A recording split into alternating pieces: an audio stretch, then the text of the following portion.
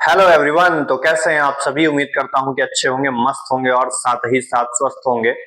जैसा कि हम देख रहे हैं कि लगातार क्लास 12 फिजिक्स की जो चर्चा है वो हम लगातार बनाए हुए हैं अपने इस चैनल सारस्वत विद फिजिक्स के ऊपर। अब इस चर्चा को आगे बढ़ाते हुए हम लगातार ये डिस्कशन कर रहे हैं कि जो गॉस के एप्लीकेशंस हैं, यानी कि जो गॉस के अनुप्रयोग हैं, वो अनुप्रयोग आखिरकार क्या है। उनमें पहला अनुप्रयोग यानी कि जो यूज है, एप्लीकेशन है, वो हमने गॉस का देख लिया है। और वो क्या था? एक स्ट्रेट कंडक्टर के लिए जो कि यूनिफॉर्मली चार्ज था, उसके लिए हमने इलेक्ट्रिक फील्ड इंटेंसिटी जो है वो कैलकुलेट करी थी।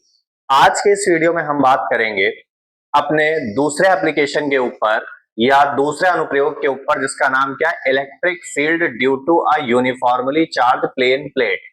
ठीक, या फिर इसको हम शीट भी बोल सकते हैं। और ये जो शीट होगी ये नॉन कंडक्टिंग होगी। हिंदी में क्या कहेंगे कि एक समतल अचालक प्लेट के कारण वैद्युत क्षेत्र की तीव्रता जो है वो हमको यहाँ पे ज्ञात करनी है कि वो तीव्रता आखिरकार क्या है। उसके पहले क्या समझना है? उसके पहले समझना है हमें ये फिगर, कि ये फिगर हमसे यहाँ पे क्या कह रहा है। तो देखते हैं। अभी के लिए ये जो यहाँ पे सिलेंडर टाइप का बना हुआ है, सिलेंडर को भूल जाओ, बिल्कुल भूल जाओ। हमने माना कि यहाँ पे एक हमारे पास कोई शीट है। ठीक, एक कोई चादर है, शीट कोई चादर ही बोलेंगे। और ये जो हमारे पास में चादर है, इस चादर का यानी कि शीट का जो एरिया है वो एरिया क्या है? वो एरिया है कैपिटल ए। ठीक, अब ये नॉन कंडक्टिंग है और इस नॉन कंडक्टिंग पे करना क्या है? हमको आवेश को एक समान रूप से वितरित करवाना है, यानी कि चार्ज को यूनिफॉर्मली डिस्ट्रीब्यूट करना है। तो हमने क्या काम किया? हमने यहाँ पे पॉजिटिव चार्ज को इस शीट के ऊपर यूनिफॉर्मली डिस्ट्रीब्यूट कर दिया, मतलब फैला दिया है, बिखेर दिया है, प्रसारित कर दिया है, कुछ भी कह ले। तो वही चीज है। अब देखो यहाँ पे, यहां से हमने एक कॉन्सेप्ट सीखा था। क्या कॉन्सेप्ट सीखा था? जब हम चार्ज डिस्ट्रीब्यूशन के बारे में पढ़ रहे थे, यानी कि आवेश वितरण के बारे में हम पढ़ रहे थे, वहां पे हमने जाना था कि पृष्ठ आवेश वितरण क्या होता है। यानी कि जो हमारे पास सरफेस चार्ज डिस्ट्रीब्यूशन है वो क्या होता है। तो एक शीट है, ये सरफेस ही तो है, और इस सरफेस पे जो हमारे पास में चार्ज है ये डिस्ट्रीब्यूटेड है। तो वहां हमने पढ़ा क्या था? चार्ज पर यूनिट एरिया जो होता है वो सरफेस चार्ज डेंसिटी के बराबर होता है। मतलब चार्ज की जो डेंसिटी दिखाएगा किसी सरफेस पर, वो क्या कहलाएगा? सरफेस चार्ज डेंसिटी, जिसको हम किससे रिप्रेजेंट करते हैं? सिग्मा से। अब हमने यहाँ पे कंसीडर किया कि जो सिग्मा है वो सिग्मा किसके बराबर होगा? चार्ज पर यूनिट एरिया के, यानी कि Q अपॉन ए के। इससे यहां से हम Q की वैल्यू निकाल लेते हैं। Q की वैल्यू क्या होगी? सिग्मा इंटू ए। ये हो गई इक्वेशन नंबर फर्स्ट। ठीक भाई, हमने देखा ये चीज। अब यहाँ पे होगा क्या? होगा ये कि चार्ज डिस्ट्रीब्यूशन की वजह से, जो कि इस कैपिटल ए एरिया की शीट के ऊपर डिस्ट्रीब्यूटेड है, कैप क्षेत्रफल ए शीट चादर के ऊपर जो है वो फैला हुआ है, इसके वजह से, इसके कारण, इसके इर्द गिर्द, या फिर हम ये कहें इसके आर पार एक इमेजिनरी गॉसियन सिलेंडर या फिर गॉसियन सरफेस का, गॉसियन बेलन या फिर गॉसियन पृष्ठ का जो है वो यहाँ पे निर्माण हो जाएगा। ये हमको दिखाई पड़ रहा, ये पूरा का पूरा यहाँ पे बेलन है, सिलेंडर है, ये बन गया है। ठीक है, ये कैसे बना है? आधा हिस्सा शीट के आगे है और आधा हिस्सा शीट के पीछे है, इसीलिए यहाँ पे जो बीच का जो पार्ट है इसको डॉटेड दिखाया गया है। ठीक है, आगे देखते हैं यहाँ पर। अब ये जो पूरा का पूरा सिलेंडर है, ये पूरा का पूरा सिलेंडर अगर हम देखें तो इसका जो एरिया होगा वो एरिया हर एक पॉइंट पे इक्वल होगा। ठीक, चाहे सेंटर की बात कर लो, चाहे तुम इसके एंड्स की बात कर लो, पहले वाले एंड की बात करें चाहे दूसरे वाले एंड की बात करें, दो एंड होंगे इसके।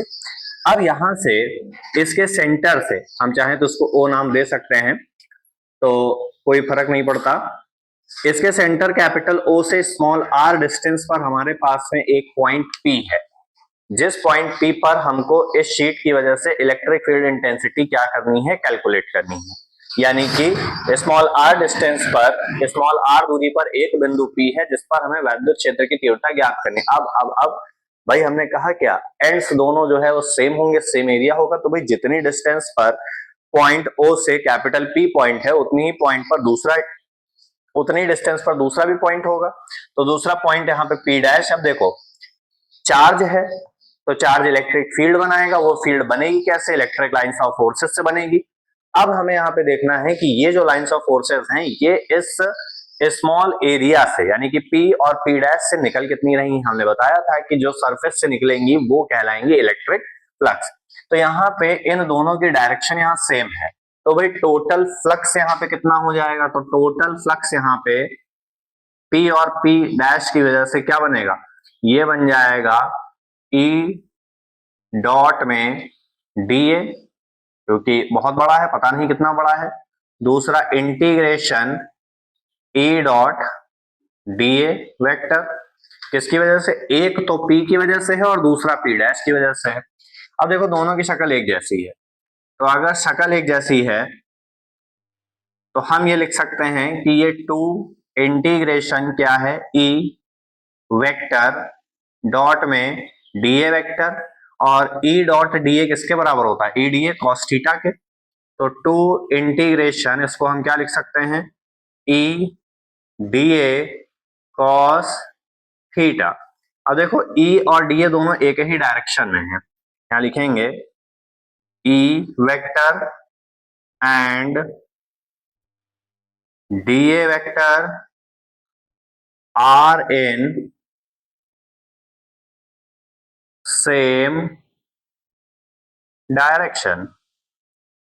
अगर एक ही डायरेक्शन में है तो थीटा की वैल्यू क्या होगी, 0 डिग्री हो जाएगी। तो यहां पे इक्वेट जब करेंगे तो phi E is equal to क्या बन जाएगा, ई इंटीग्रेशन ई डी ए। ठीक, यहाँ पे 0 रख दिया तो ये cos 0 की वैल्यू तुम्हारे पास 1 हो जाएगी, और 1 का मल्टीप्लाई ईडीए में करेंगे तो ईडीए ही आएगा। अब यहां से हम E को बाहर निकाल लेते हैं और इंटीग्रेशन डी ए, अब ये 1 डी ए लिखा हुआ है, 1 डी एक्स का इंटीग्रेशन x, 1 डी वाई का y, तो 1 डी ए का क्या हो जाएगा, a हो जाएगा। तो यहाँ पे phi E is equal to ये क्या बन गया, 2EA। अभी के लिए इसको इक्वेशन सेकंड बना लो। अब यहां पे लिखेंगे नाउ फ्रॉम गॉस, इज्जत दे देते हैं थोड़ी, गॉस लॉ, क्या है गॉस लॉ, कि phi E is equal to क्या होता है, Q अपॉन में एप्सिलॉन नॉट। अब Q की वैल्यू हमने निकाल रखी है इक्वेशन फर्स्ट से, क्या है, सिग्मा ए है, यहां पे लिख लेते हैं। तो phi E is equal to sigma A upon epsilon naught, ये हो गई हमारी इक्वेशन थर्ड। अब इक्वेशन सेकंड को और थर्ड को यहां पे कंपेयर कर देंगे। तो from equation second and third compare करेंगे तो ये जो 2EA है ये हमारा sigma A upon epsilon naught के इक्वल हो जाएगा। तो 2EA is equal to sigma A upon में एप्सिलॉन नॉट, तो ए से ए यहाँ पे कैंसल और 2 को इसके अपॉन में ले जाओ, तो ये आ जाएगा E is equal to sigma upon में 2 एप्सिलॉन नॉट। ये हमारे पास